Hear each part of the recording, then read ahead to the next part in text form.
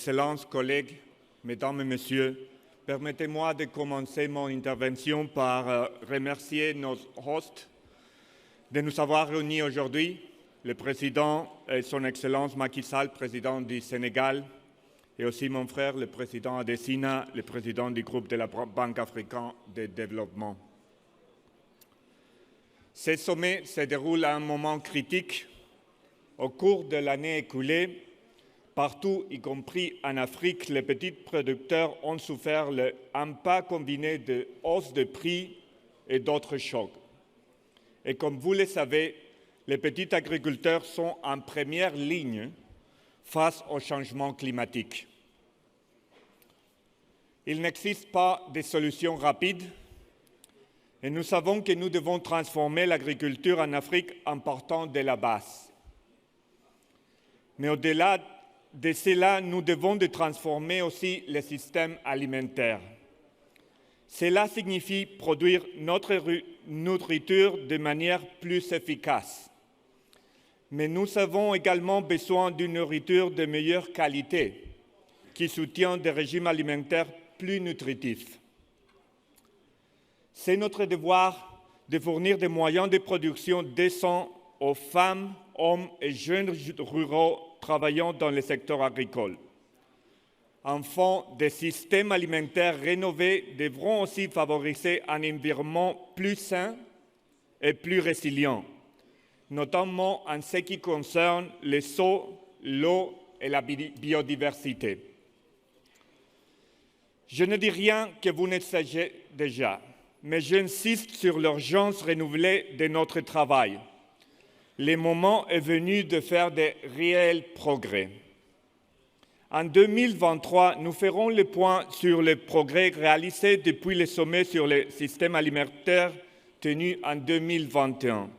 Il est donc impératif d'avancer sur le sympa engagement pour les pays de l'Afrique, tel que la déclaration de Malabo.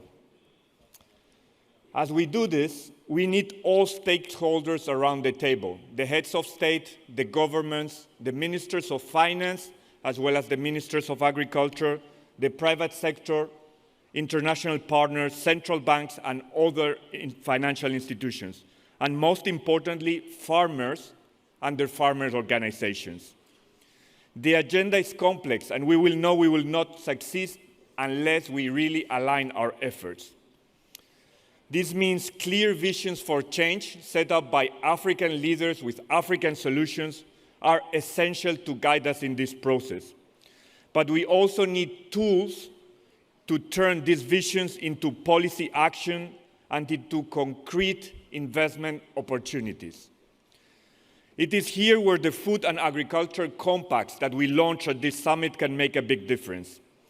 IFAD was pleased to work with different governments and African Development Bank to produce 5 of these compacts, and we are committed to working with the bank, with our development partners, with African governments, and more importantly, with African farmers. So what can IFAD bring to the table? IFAD invests in the people, who are the backbone of African food systems, small-scale producers, women and youth, and young entrepreneurs in rural areas. Was before discussed about medium-term investments. This is what IFAD provides. IFAD invests in resilience in the medium-term targeting the most vulnerable populations, the most undeserved populations. So we find our job is to make sure these women and men have the tools, financial services, know-how, and support to drive the change both in agriculture as well as in food systems. This means investing in inclusive and responsible value chains, promoting blended finance and innovative technology. So, IFAD, what are we going to invest? We are going to invest $3 billion over the next 5 years in African food systems.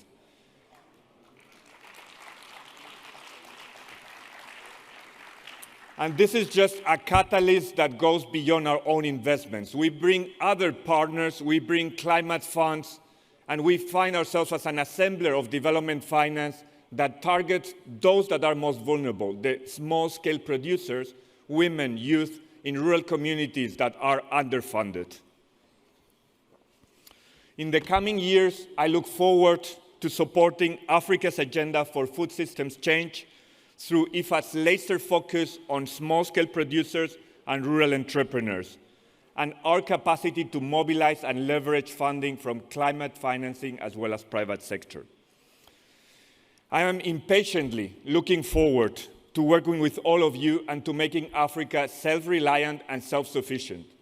This is a matter, it's possible, and it's a matter of political will, and it's a matter of scaled-up investments. Thank you very much.